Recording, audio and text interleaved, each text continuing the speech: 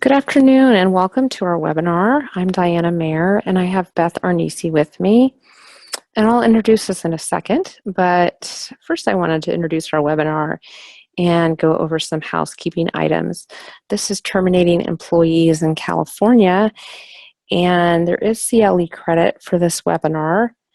You can email Lauren at dianamairlaw.com and give her your CLE number, and she will send you a certificate of attendance once we get the approval from the Bar Association, which should be happening in a week or so. The PowerPoint for this presentation is also going to be up on the website, and if you registered for this webinar, it should have been sent to you by Lauren as well. There's a link to it in your email.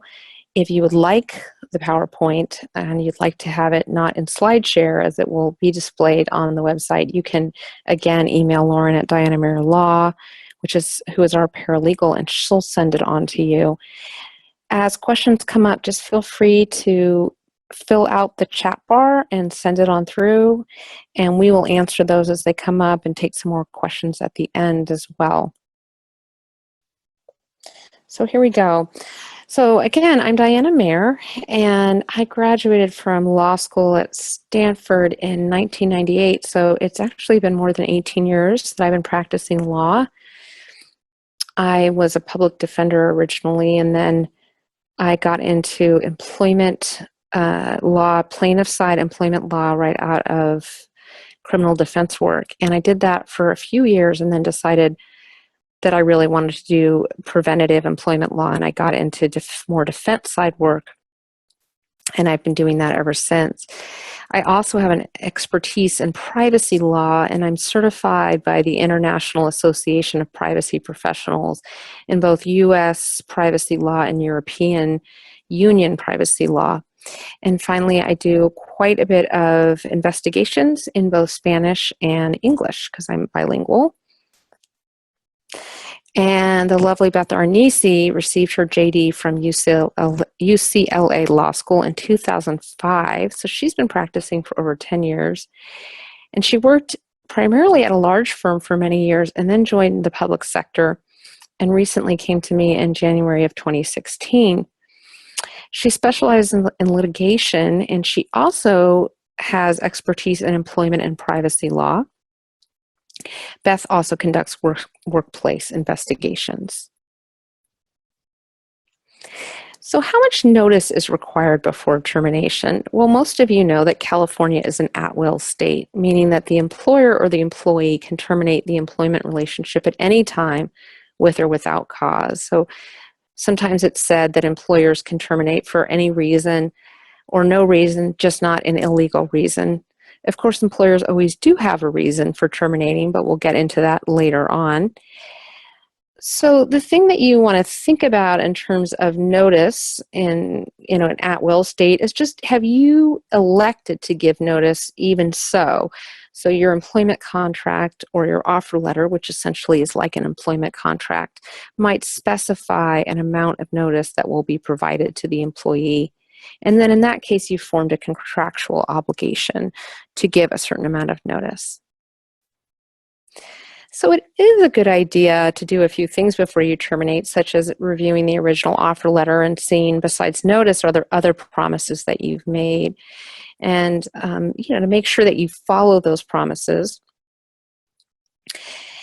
And finally, to think about, does your company have a policy of progressive discipline, and was it followed in this case? Now, a lot of times I get questions about that because we are an at-will state, and as was said before, you don't need a reason to terminate. But of course, employers always do have a reason to terminate. They don't just terminate for no reason at all. It wouldn't make any sense. So employees will often assume a reason, and by laying out the performance concerns early and often, you do prevent employees from making their own minds up about what is going on and filling in a negative or illegal reason. It also allows, when you do a graduated performance plan, it allows for employee buy-in. Of course, some of your employees are never going to buy in. They're never going to think that there is a meritorious motive. But some employees will, and they'll be interested in changing. And those are the employees that you want to really, think about when you are thinking about what your practices are going to be. Also, when you face a lawsuit, a lot of times there is a reason given by the employer, but the employee believes a different reason is really the problem or the issue. And so when you have a history of performance improvement counseling, it does lend itself to showing that the employer really did try and that the employee really just couldn't cut it, or the employee was intractable and wasn't willing to improve. But it can generate some compassion, some sympathy for the defendant in the case, which is often that sympathy and compassion goes to the employee, not the employer. So it is a way to level the playing field in cases of lawsuit. And again, it will show that rather than a pretext, there really were real performance issues that went on that just couldn't be solved. The best strategy is to document performance issues from the moment they occur and show the employee your documentation, have them sign off on it. And, it's fine if they don't write that, I agree with everything in this performance improvement plan or this probationary document or whatever it is that you're giving them. But it is good for them just to sign to say they saw it, so they can't later claim that they never saw it or it was never given to them. Also, I think a key thing in having a successful progressive discipline program is to praise the positives.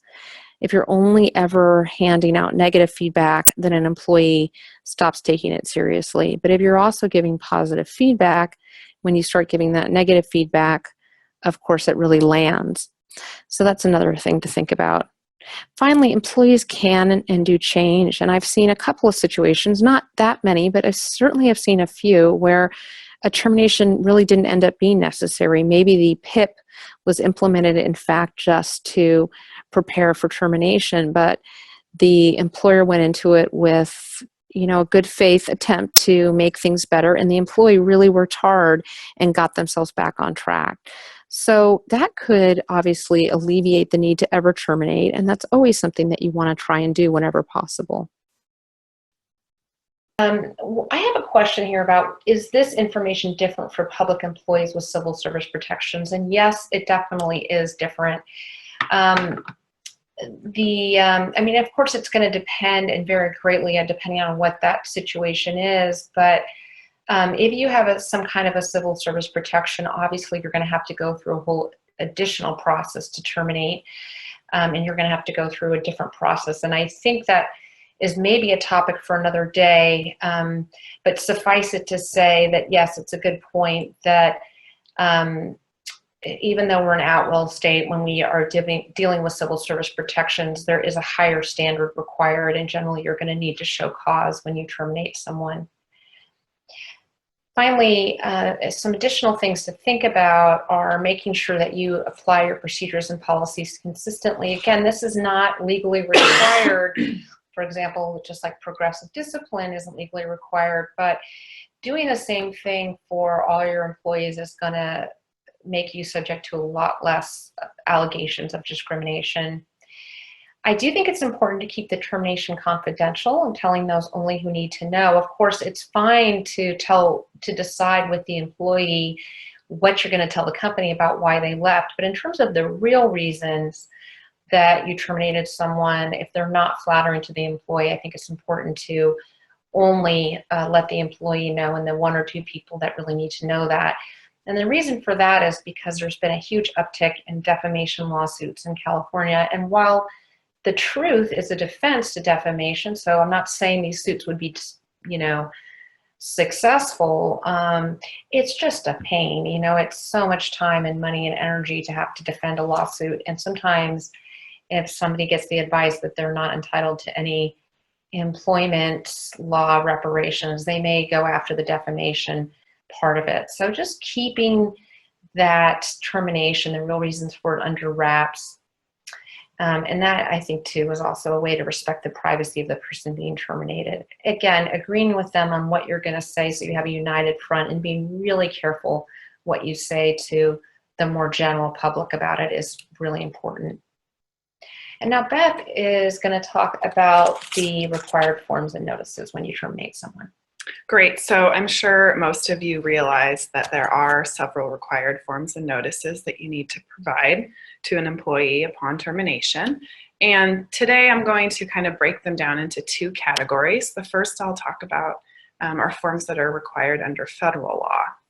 And under federal law, you do need to provide a COBRA continuation coverage election notice. This is filled out by the plan administrator. It comes from the healthcare plan. They are required to provide it within 14 days of notice of the termination, and they send that to each qualified beneficiary.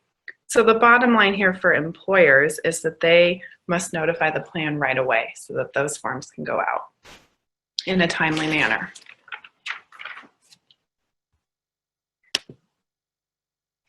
So also another federal requirement that most likely will not come into play for smaller companies is a notice under the WARN Act. Under the WARN Act, you have to notify employees 60 days prior to termination, but this has very specific requirements. So you can either have a plant closing, which is defined under the Act as an employment site with 50 or more employees who are being laid off within 30 days, or a mass layoff. And that's defined either as 500 or more employees being laid off within 30 days, or you could have 50 to 499 employees if they constitute more than 1/3 of your workforce. And again, we're talking about a 30-day period here. So these are very specific requirements that you should be aware of, and if you are doing a kind of larger layoff, you should at least consider this and maybe refresh your memory about the actual requirements. Note that this can also apply to the sale of a business or part of a business if it would cause a plant closing or a mass layoff. And also the buyer can be responsible if closings would happen after the purchase. So this is just kind of all things to keep in mind, to consider. The WARN Act requirements, as I mentioned, are very specific and probably could be provide enough information for a whole webinar, but we're not going to get into the details of that today, just so you know about it. And now under California, we have a requirement to provide a HIP notice and an EDD pamphlet called For Your Benefit. These are two documents that are available online. I should say they're easily available online. So on the day of termination, this should just be part of the set of documents and information that you're giving to the employee. And incidentally, there is a link to all these notices on my latest blog post on employee terminations. Great, yeah. So that's also, we'll talk about that a little bit at the end, but we do have a lot of material on our website about employee termination, including links to all of these forms and just sort of the kind of background basic legal issues that come up over and over. So a question that we often hear when we're consulting with companies is a termination letter required in California?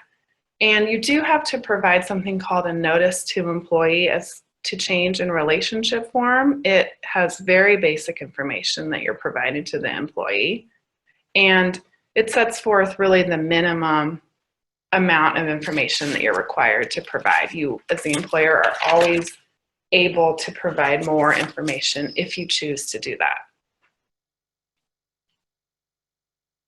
And this notice to employee as to change in relationship is also under the California Unemployment Insurance Code, Section 1089, if you need to find that.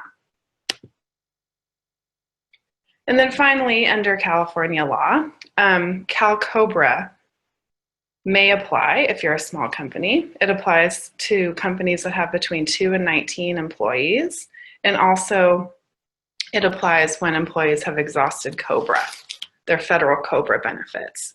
So Cal-COBRA allows people to continue group health coverage for up to 36 months. This would come into play in an example where you would have someone on COBRA for 18 months and then Cal-COBRA for an additional 18 months.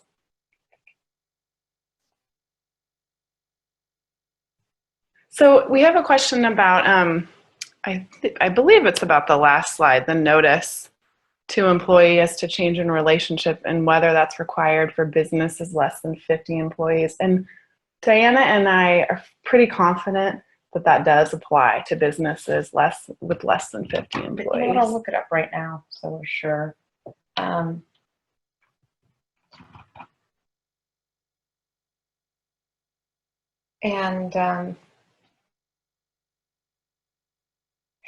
I'm just looking at the, there's another question regarding the notice to employees as to change in relationship. Is that normally given, does that have to be given to an employee in disciplinary suspensions as well? I actually don't know the answer to that, but if you look at the form, the EDD's form, it does say you will be out on a leave of absence starting on blank date. So I'm going to assume you do. And again, I can look this up while we're giving the webinar, and hopefully I'll find an answer and I can circle back with you all.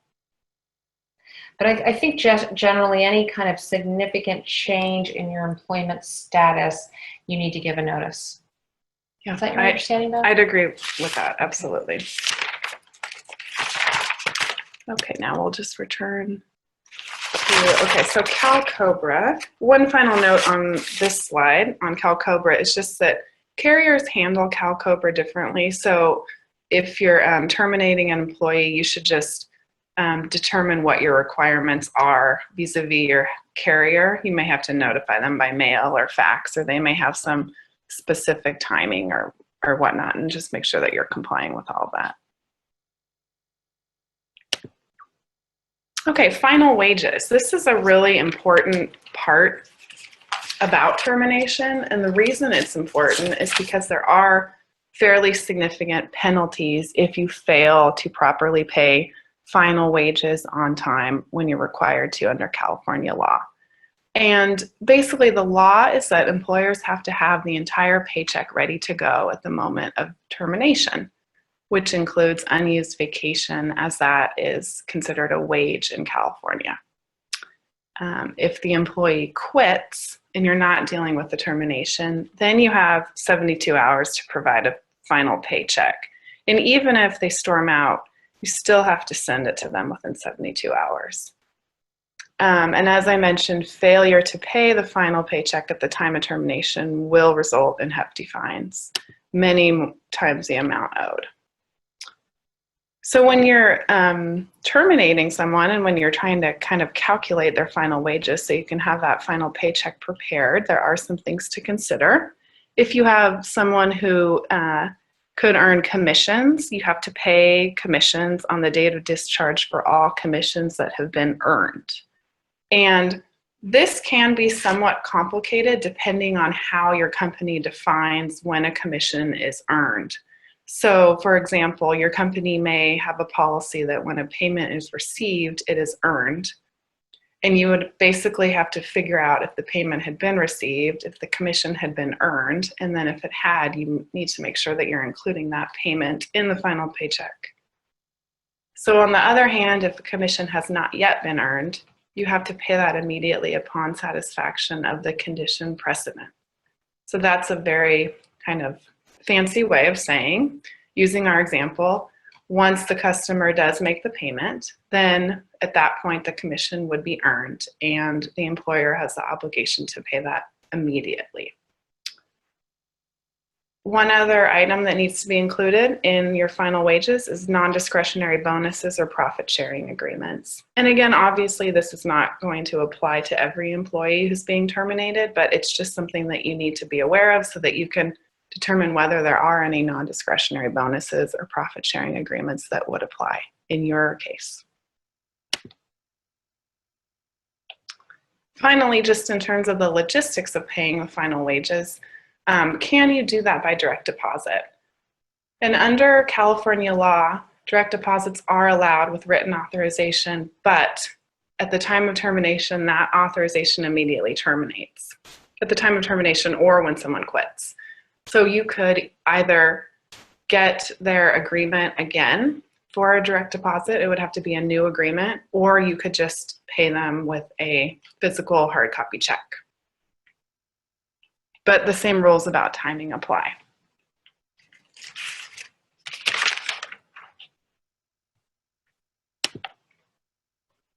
So we talked about this briefly, but I think this is just good background that everybody should be aware of, which is how long medical coverage continues. And this is a little bit interesting to see what will happen with, Covered California, I think, is probably changing this quite a bit.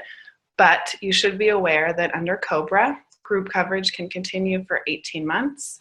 And then if you have a second qualifying event, it might extend up to 36 months.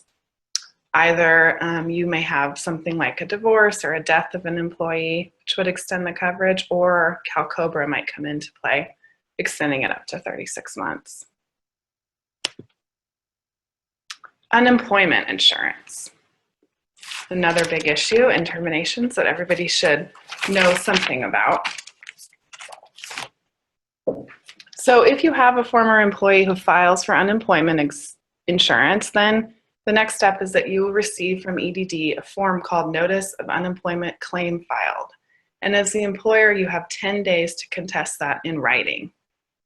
If you do contest, the response should contain all relevant facts showing that the employee is not eligible.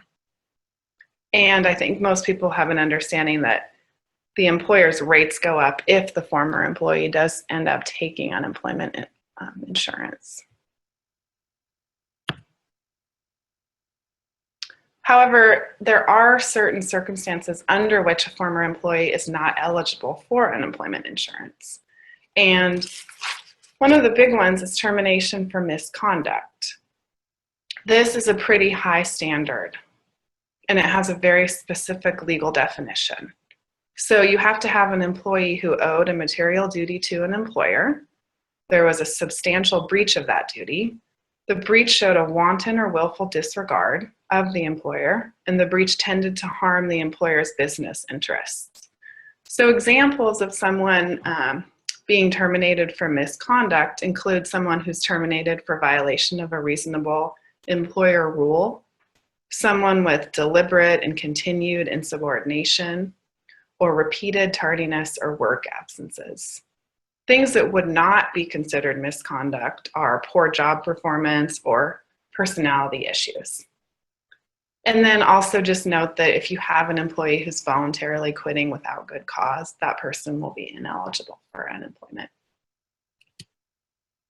And now I'm going to turn it back to Diana to talk about severance pay. Great. By the way, I looked up this question about whether you are required to give a notice as to change in relationship for disciplinary suspensions.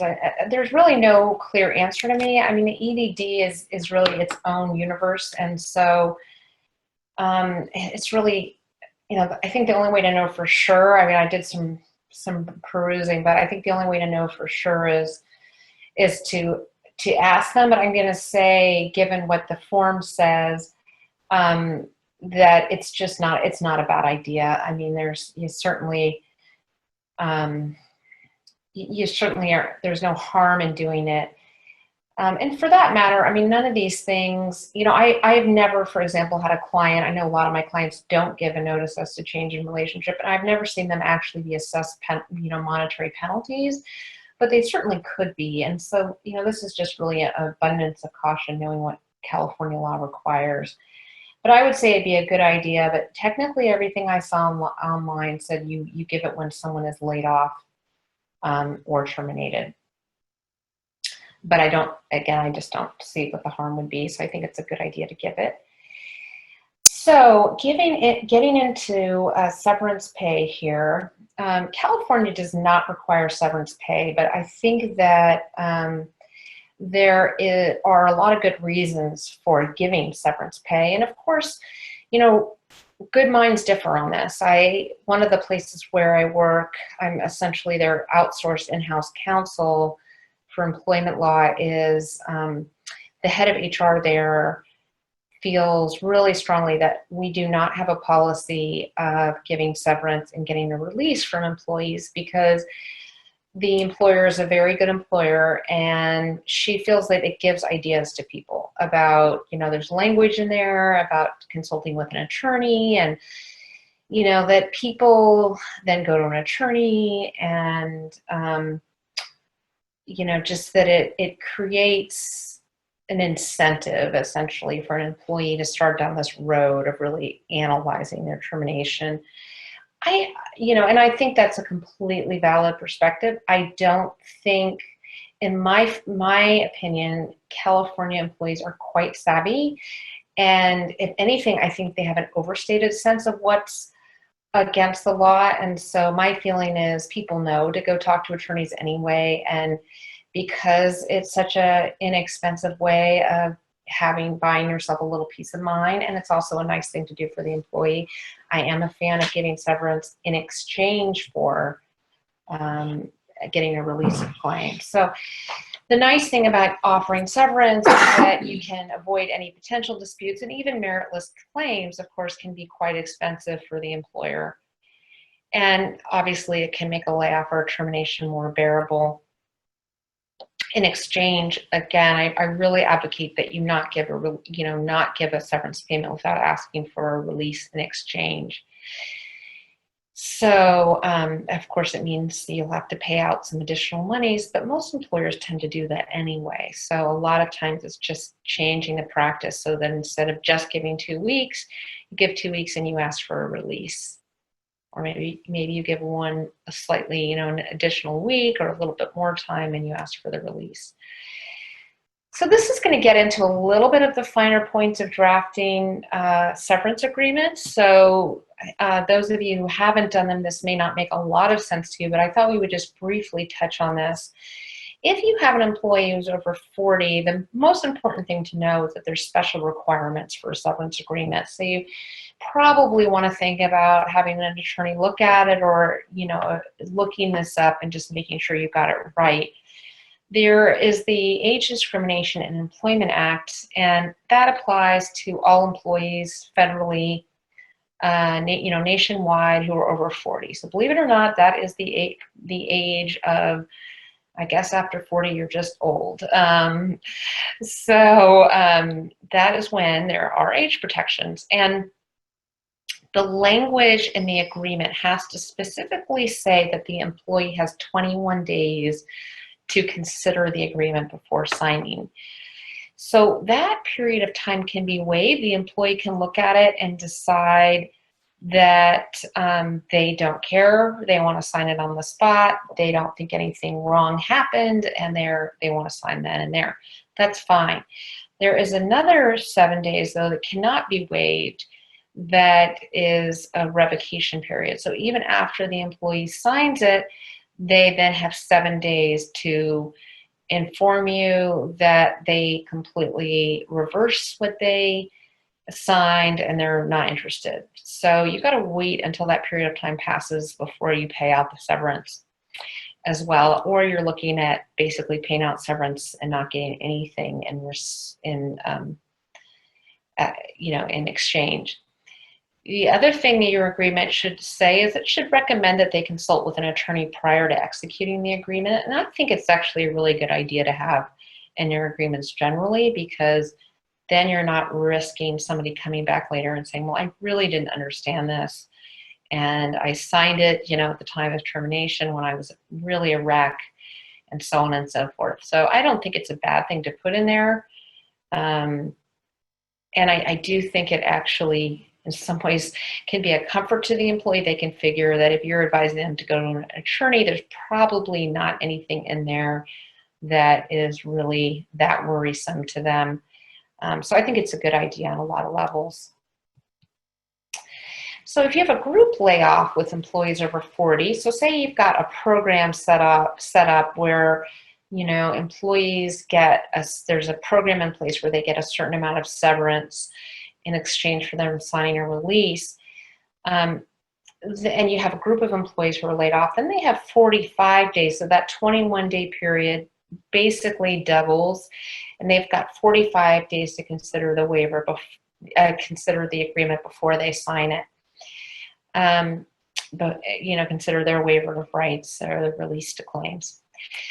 There's also a lot of additional rules about information the employer has to give out. So they've got to essentially tell the employee, who else is being terminated and who's staying.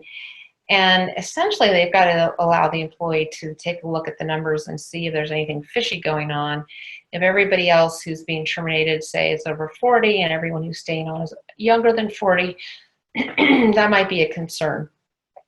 And that person might decide that they don't want to sign the release. And that's exactly what the ADA is, ADEA is meant to, that's why there's that requirement in place, is to give the employee more information before they sign away their rights.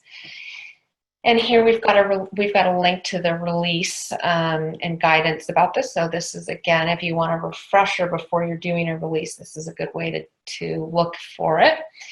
But all the things that you need to give are pretty much on the slide. You've got to tell them information about the group layoff package if you've got one, eligibility factors for it, time limits, and then again, job titles and ages of all individuals who were eligible, who were selected for a layoff, and then, their ages, and then they've got to tell you people who weren't selected. So again, you can do a compare and contrast.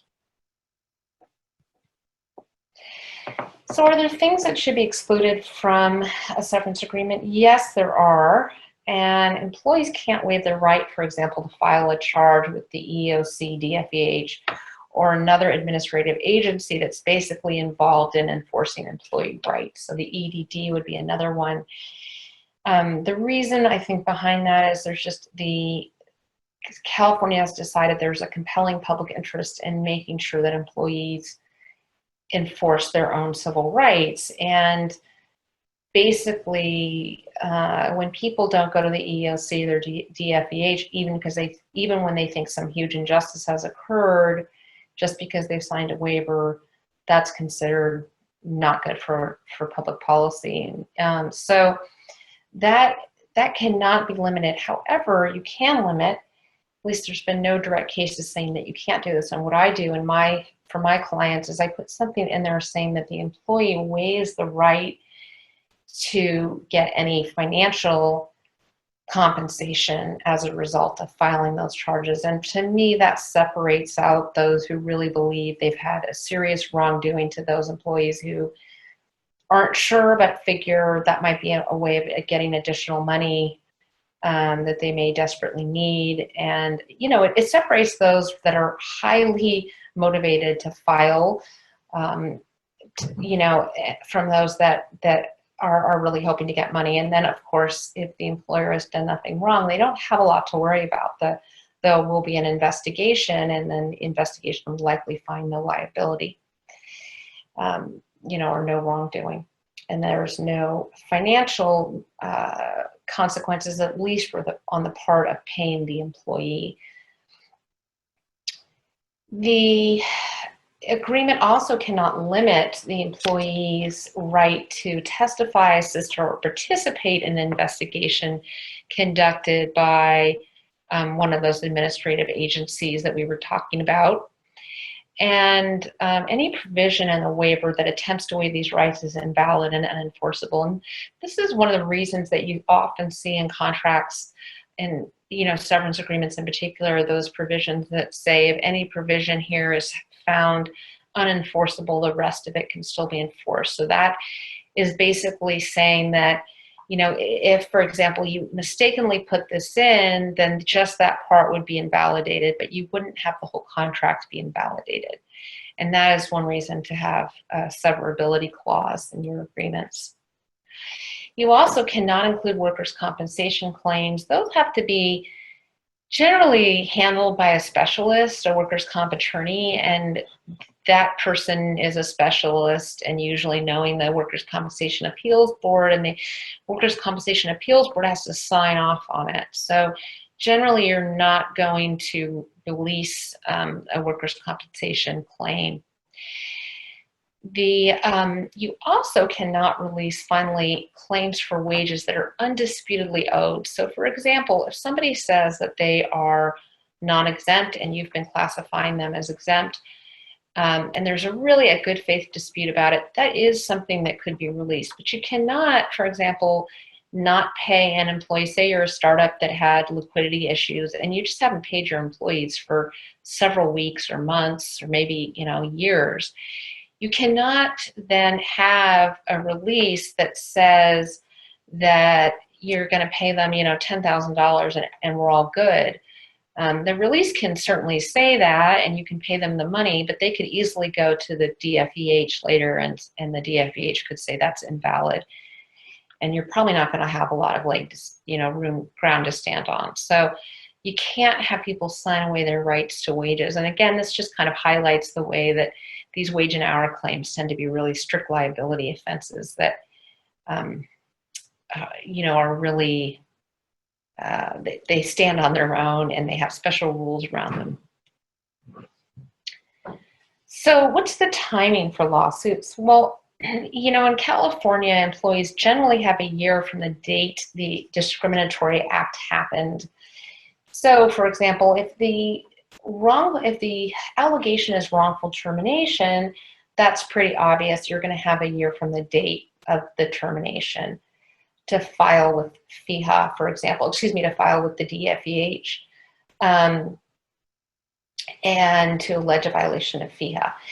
And for the EEOC to make a federal claim, that's going to be 300 days. So it's slightly less time. It's about 2 months less time.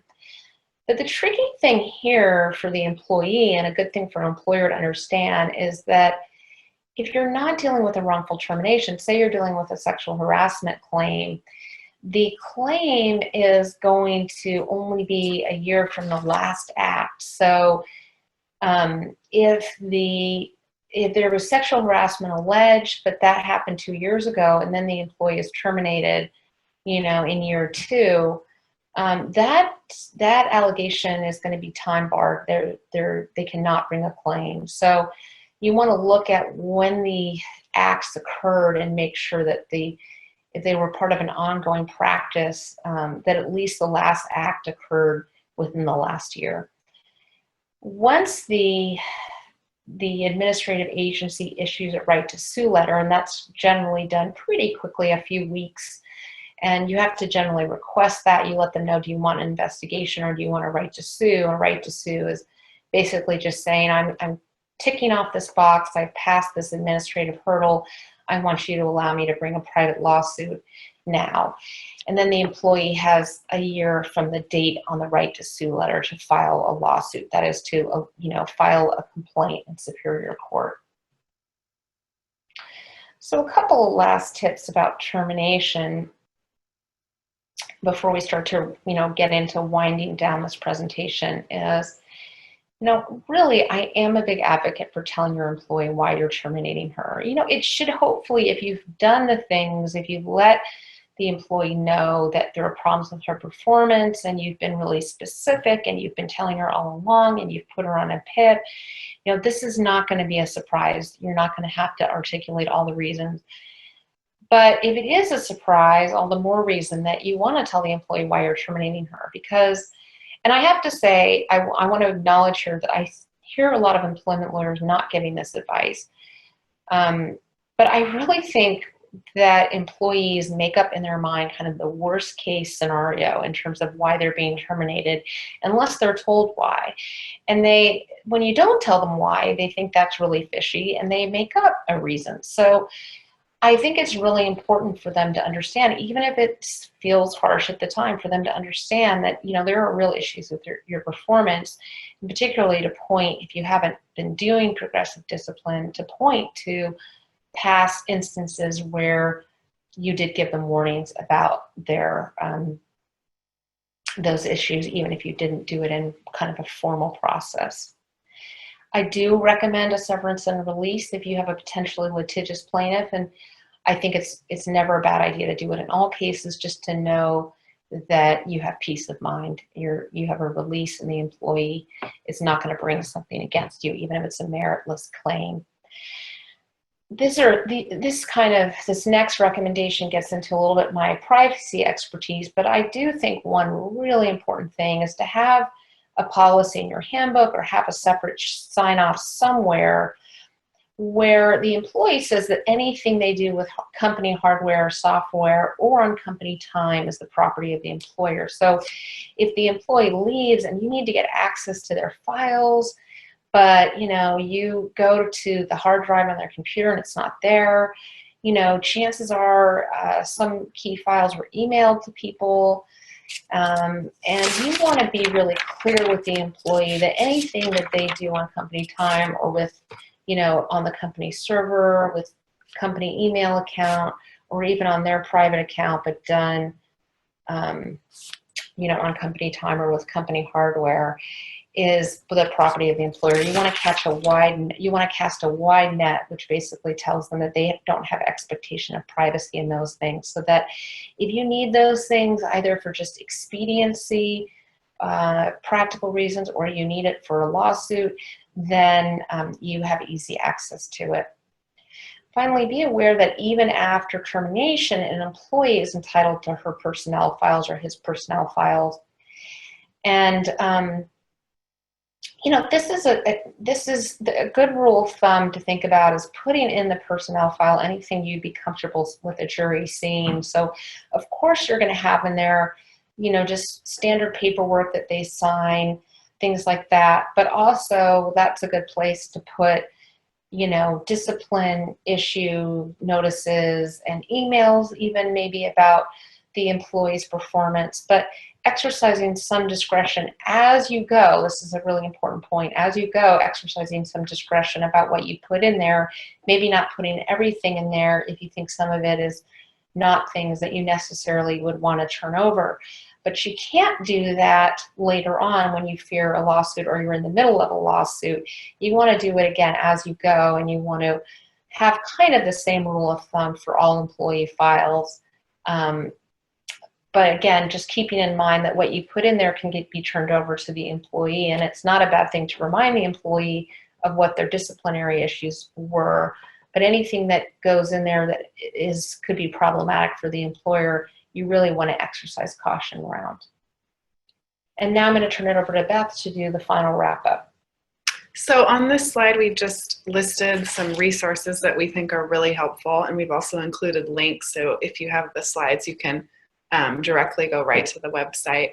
We have information on COBRA, more information about at-will employment and wrongful termination. And then, as I've mentioned earlier, on our website, we do have a lot of termination resources, including links to some of the forums that I talked about.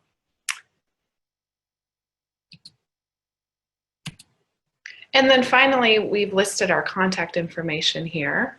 We wanted everybody to have our direct phone number and email addresses so that you can contact us if there are questions that you have that are more specific to your situation, or if we didn't address something in today's talk.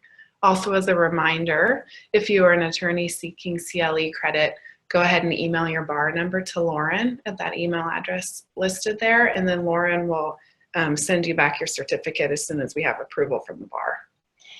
And a couple more housekeeping items. Those who joined late, I just want to remind or say again that there will be a recording of the presentation, and probably what we're going to do is, because we started recording a little late, is record the first part on our own, and we'll synthesize those two. So it may take us an extra day or something to get it up there, but we should have a full recording up on the website.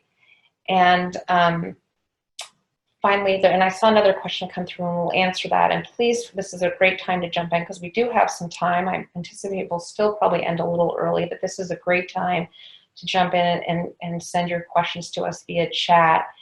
Again, the PowerPoint should have been sent to you, and it will also be put up on the website, so you can send people to it if you'd like. And you have Lauren's email address here to send your CLE information to, your bar number. Again, give us a little bit of time because we don't have approval yet. And we'll shortly be sending you a survey, and you fill that out. You'll get a link very quickly to the recording and the PowerPoint. So there was a question about how long do employers need to keep employee files after termination. You know, I'm asked this question a lot, and it's 3 years. Beth's telling me it's 3 years. I didn't actually realize there was a legally required period of time. Well, Is that just in California? I've seen, what I've read about it is that people say that if you maintain them for 3 years, then you should be completely safe. Good. Like that's a conservative amount of time. Yeah. But I'm all about doing exactly what you should be doing to make sure that you're not going to get into any trouble. Yeah. With that. So I would say 3 years. And I would say on the flip side of that, when those files start to get really stale, you shouldn't keep them around. I mean, there's privacy issues with that. And it does happen. I mean, I do work for one employer. We get subpoenaed all the time for things, and we just don't have them anymore. Now we do tend to keep things for a long time, so we go out and we look at the archives, but there's nothing wrong. Like once that information gets really stale, you should be shredding it. That's a privacy protection for the employee as well, because you have a lot of personal information in that file on the employee. And I'm just going to give it another second or so. And Beth's showing me something that says employers must maintain a copy of each employee's personnel records for at least 3 years after the termination of employment. But this is a good point, actually, a very good point. But as wage and hour violations contain a 4-year statute of limitations, the employer should retain the employee's personnel records for at least 4 years after the employee leaves its employment. So actually, I'm going to amend that answer and say 4 years, just given how prevalent wage and hour lawsuits are these days. I think that's a really good point. But after that statute has passed, you could get rid of those. Okay. So there's another question about, can you elaborate on what you recommend is appropriate to tell other staff about an employee termination, the poor performance, for example? Not even mentioning they were fired versus a voluntary quit. I think so. I think, other staff, I see. So I think it depends on who the person is. I mean, if it's someone if there's a really compelling reason to tell them that, like for example, if you're going to hire someone to fulfill that person's role, and the person that you're thinking about telling is going to be involved in that hiring decision, or be supervising that person, I think it's fine to say, look, we actually had to let this last person go, and here's why. But people who don't have a reason to know, I think it's much better to just say, we've decided to part ways, or so-and-so decided that it was time, so-and-so resigned, or, I think this is one time when it's fine to not be perfectly honest, that you have an agreement with the employee about what they're comfortable with, and it's something that you're comfortable with as well. And again, if you need to, if you're scrupulous about, well, I don't want to tell a lie, then you just say, we agreed that, at this time, we weren't a good mutual fit, or something like that. Again, make sure the employee is okay with it. And then, sticking to that agreement, I think is a really good idea, just because the less people that know, the less likely you are to get into a situation where rumors start to get spread, and, the situation quickly gets out of hand with the number of people that know about it, and then it coming back to the employee. Finally, there's another question about, are there any special cautions when, by the way, Beth, did you want to add anything about that? No, Okay, I agree okay. with everything you said. Are there any special cautions when terminating someone who has an open workers' comp case? Yes, there definitely are.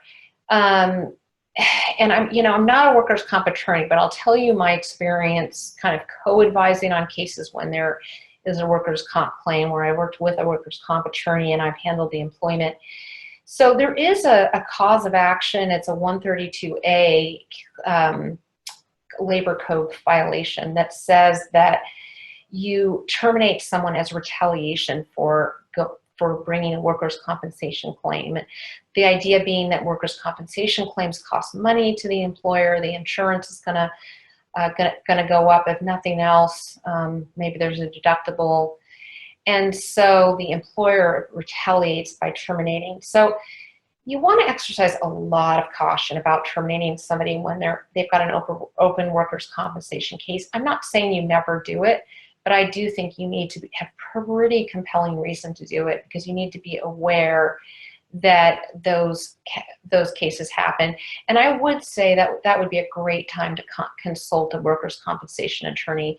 So for example, they can tell you the climate at the time, how likely are courts to find a retaliatory termination. I think right now word on the street is that it's fairly easy to do that they are prone to be quite pro-employee, and they'll find that almost any termination while a workers' compensation claim is pending is retaliatory. But I've heard different workers' compensation attorneys differ. So finding a workers' compensation attorney that you trust and talking to them about it, I think is a really valuable thing. And I think most good employment attorneys are not going to, unless they happen to have a specialty in workers' compensation, it's a very specialized field, and most of them are going to want the input of a workers' compensation attorney. And I'm just going to give it one more minute and see if we have any more questions.